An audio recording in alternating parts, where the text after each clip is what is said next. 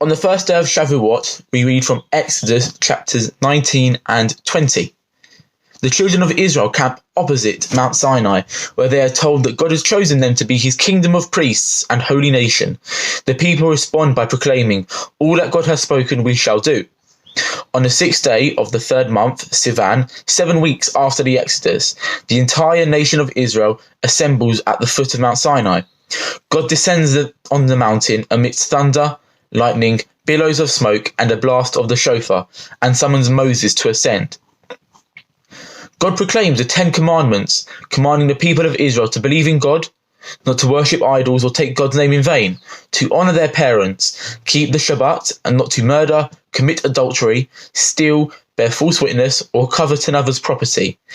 The people of Israel cry out to Moses that the revelation is too intense for them to bear, begging him to receive the Torah and convey it to them. The Haftorah for the first day of Shavuot describes Ezekiel's vision of the chariot reminiscent of the revelation experienced by the Jewish people at Mount Sinai on the very first Shavuot of history. The prophet Ezekiel, son of Buzi, relays the vision that he had a chariot led by 4 creatures that resemble men, and describes their physical appearance and actions in detail. When they, the living beast, would go, they, the wheels, would go. And when they would stand, they would stand. And when they would lift themselves up from the ground, the wheels would lift themselves correspondingly to them. For the will of the living being was in the wheels. Like the appearance of the rainbow that is in the cloud on a rainy day, so was the appearance of the brightness round about. That was the appearance of the likeness of the glory of the Lord. And when I saw, I fell on my face, and I heard a voice speaking. The Haftorah ends with Ezekiel's mention of the prayers of the angels to God.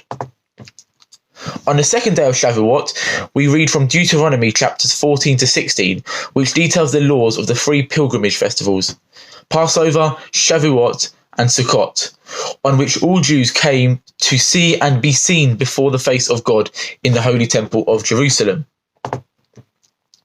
On the 2nd day of Shavuot, we read of the prophecy of Habakkuk.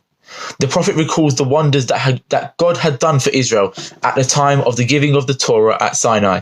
He also speaks of the punishments that God meted out to the enemies of Israel.